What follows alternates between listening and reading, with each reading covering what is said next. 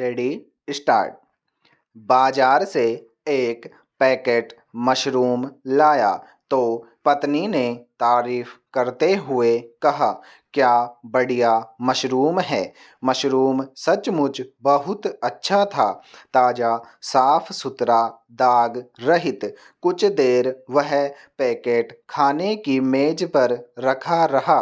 बाद में उस पर नजर गई।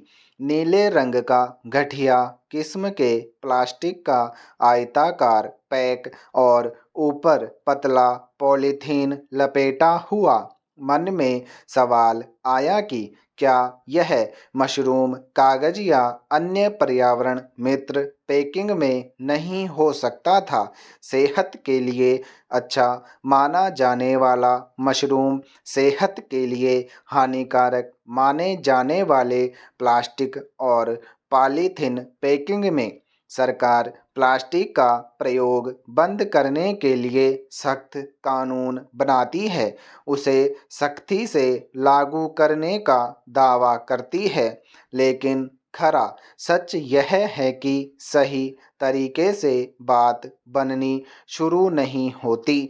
जनता को चाहिए अनुशासन का कोड़ा उपदेश दिए जाते हैं कि शुरुआत खुद से करें। हर व्यक्ति कपड़े का थैला लेकर बाजार जा सकता है ताकि खरीदा गया सामान उसमें लाए। किसी भी सामान, सब्जी, किराना या पहले से पैक सामान को अलग अलग थैलों में लेने के बजाय सीधे घर से लाए हुए थैले में डालें। यह वही नियम है कि आप दूसरों को नहीं बदल सकते, खुद में बदलाव ला सकते हैं। वैसे ऐसा भी नहीं कि हम कुछ बदल नहीं सकते। मसलन मशरूम के पैकेट की बात करें तो उस विक्रेता से मशरूम उगाने वाले का संपर्क नंबर लेकर उससे बात कर उसे प्रेरित कर सकते हैं कि वह मशरूम की पैकिंग में बदलाव लाए। वह सीधे सीधे इनकार कर सकता है क्योंकि उसकी वर्तमान पैकिंग मशरूम को ज़्यादा समय तक ताज़ा रखती है। उसे अपने स्वार्थ से मतलब है। वह पूछ सकता है कि आप कौन होते हैं उसे समझाने वाले। किसी सरकारी कर्मचारी ने तो कभी कुछ नहीं कहा। हम उसकी शिकायत कर सकते हैं सरकारी मंच पर, लेकिन लगता नहीं कि प्रशासनिक स्तर पर कोई संजीदा प्रयास करेगा। हम सभी जानते हैं कि इसी तरह से कितने किस्म के सामान की पैकिंग की जा रही है। पैकिंग मटेरियल भी घटिया है और जो सामान उसमें पैक किया गया है वह उसे भी नुकसानदेह बना रहा है हमारे स्वास्थ्य के लिए। अगर सीधे उससे बात न कर प्रशासनिक अधिकारी से बात करेंगे तो बुरे बनेंगे और लिखकर शिकायत करनी पड़ेगी। मामला कानून की शरण में जाएगा। हमें एक गवाह के रूप में शामिल होना पड़ेगा। अपना कीमती समय देना होगा। मशरूम का वह विक्रेता दुश्मन हो जाएगा। अगर वह प्रभावशाली व्यक्ति हुआ तो नुकसान हमारा होगा। अगर हम कुछ साल पीछे जाकर बाजार से किसी भी किस्म का सामान बेचने खरीदने की स्थिति देखें तो पाएंगे कि कितनी ही चीज़ें हैं जिन्हें पैक करने की ज़रूरत नहीं है, मगर अब तो ज़्यादातर चीज़ों की पैकिंग की जा रही है। पैकिंग उद्योग ने बाजार पर काबू कर रखा है। पैकिंग करके सामान के बाहरी हिस्से को सुंदर बना दिया, जिससे चीज़ें महंगी भी हो गई हैं और सामान की मात्रा कम होती गई है। आम आदमी कुछ भी कर लें, पैकिंग की यह शैली बदलने वाली नहीं है। सब जानते हैं कि पैकिंग और डिजाइनिंग एक सशक्त व्यवसाय के रूप में उभरा है। इस व्यवसाय ने बेशक जीवन को ज़्यादा चमक दमक बख्शी, लेकिन इतना कूड़ा कचरा भी बढ़ा दिया कि पर्यावरण के लिए खतरा बनता जा रहा है। पैकिंग कूड़े का उचित तरीके से निस्तारण करना मुश्किल हो रहा है। अब हमारा ध्यान सामान की पैकिंग ज़रूरतों को कम करने वाले ज़्यादा व्यावहारिक तरीकों की ओर जाना चाहिए। पैरा, हम अपनी जीवन शैली में थोड़ा सुधार कर कचरा कम करने में अपना योगदान दे सकते हैं।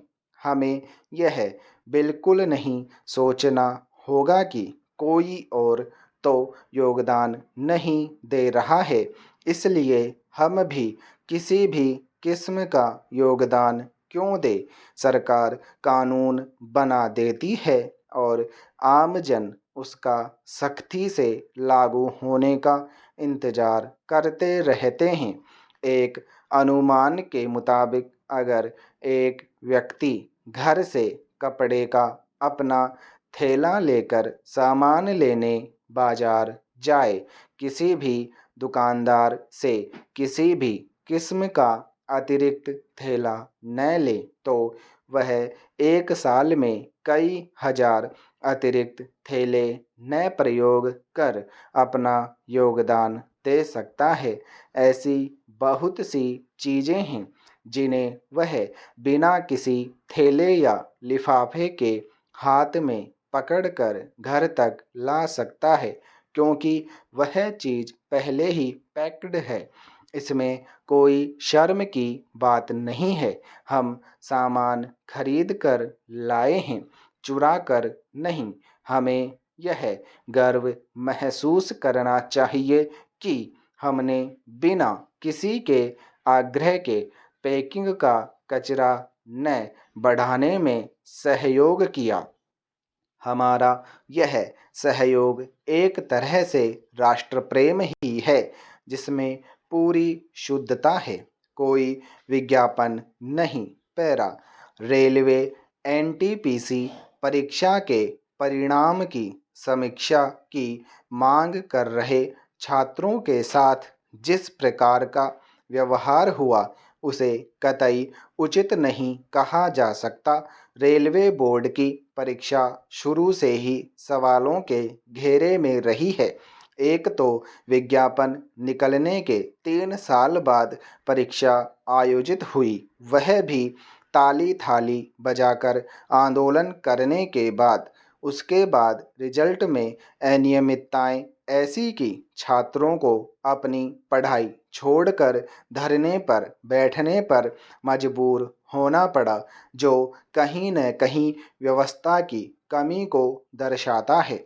जिन युवाओं के दम पर हम विश्व गुरु बनने का दम भरते हैं, अगर उन्हीं की आवाज़ को इस तरीके से कुचला जाए तो इसे विडंबना ही कहा जाएगा। वर्तमान चुनावी माहौल में हर राजनीतिक दल की जुबान पर युवा है, पर कोई युवाओं की असल समस्याओं को दूर करने के लिए तत्पर नहीं दिखता। पिछले कई दिनों से सोशल मीडिया से लेकर हर जगह शांतिपूर्ण ढंग से ही धरना प्रदर्शन चलता रहा, मगर जब बोर्ड कुछ सुनने को तैयार ही नहीं, तो ऐसी गूंगी बहरी व्यवस्था तक अपनी आवाज़ पहुंचाने के लिए भगत सिंह बनना ही पड़ता है। रेलवे बोर्ड मनमाने तरीके से नियम बनाता और जब चाहे उन्हें रद्द करता है। कुछ ऐसा ही हाल रेलवे के आगामी परीक्षा ग्रुप डी में भी हुआ, जिससे छात्र असमंजस की स्थिति में हैं। स्टॉप। पीडीएफ आपको टेलीग्राम पर मिल जाएगी,